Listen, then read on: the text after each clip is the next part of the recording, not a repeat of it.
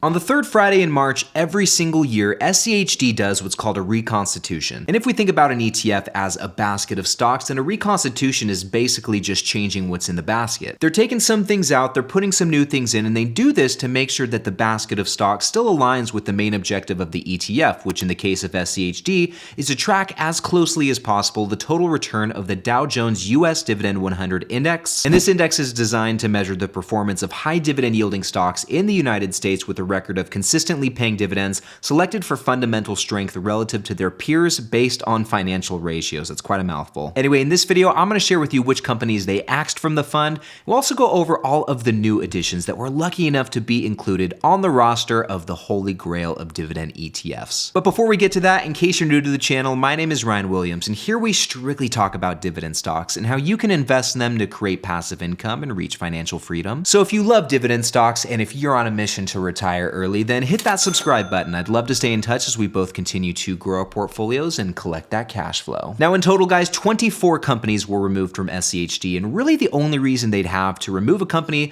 during the reconstitution is because it doesn't meet the fund's criteria, which they list on the prospectus. So to be eligible for SCHD, a stock must have sustained 10 consecutive years of dividend payments, it must have a minimum market cap of $500 million, which really isn't that high at all, and the stock must meet minimum liquidity criteria, which I think means they have to have a certain average trading volume to ensure investors are able to buy and sell the ETF without experiencing any crazy price fluctuations or difficulty in getting the trades to actually go through. So it seems that 24 different companies didn't meet this criteria, and those 24 companies are IBM here at the top. They also removed Cummins Inc., Prudential Financial, Genuine Parts GPC, Hartford Financial Services Group, Omnicom Group, Cincinnati Financial Corporation, Principal Financial Group, First Horizon Corporation, Franklin Resources, which is a pretty nice company in the financial sector, Webster Financial Corp, and then there were about 12 other companies that were removed from SCHD. And is it just me, or do you guys recognize a pattern with all of these companies? Out of these 24 companies, we've got them all highlighted here. 14 of them are in the financial sector, and I don't know for certain, but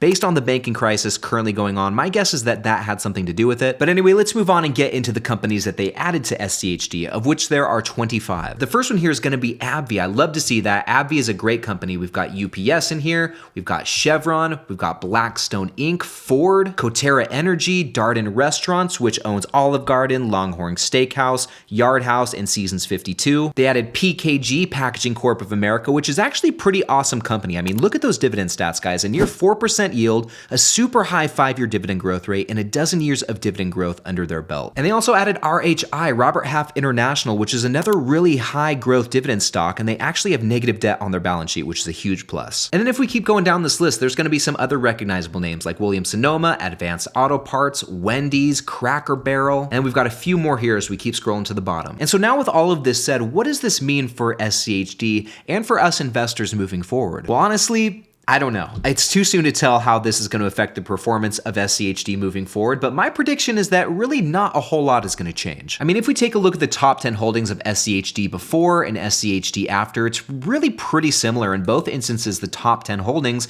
make up about 42% of the entire fund. And in both the before and after, we've got the same top 4 stocks: Broadcom, Cisco, Texas Instruments, and Verizon. And the order of the rest of them has changed, but the only one that's missing from the top 10 now is IBM, which was replaced by BlackRock right here, which before the reconstitution, BlackRock was number 11 on the list, so they just bumped up to the number 10 spot. And really, guys, at the end of the day, although SCHD went out with the old and in with the new, the main objective still stays the same. They're still tracking the Dow Jones US Dividend 100 Index, and that index will still measure the performance of dividend stocks here in the United States with a solid track record of paying their dividends and maintaining strong fundamentals. Plus, it's important to remember that they've done this reconstitution every year since the fund's inception in 2011, and it hasn't stopped SCHD from delivering market-beating returns and unmatched dividend income, which is why I think it will still remain to be the holy grail of dividend ETFs. And if you're looking for a deeper dive on SCHD, then check out this next video right over here, where we'll go into much more detail on why it really is the best dividend ETF out there. We'll go through SCHD's share price performance, we'll take a closer look at their dividend stats, which are freaking awesome, guys, and I'll show you how a $10,000 investment into SCHD can grow into over $500,000. So click right over here to check that out,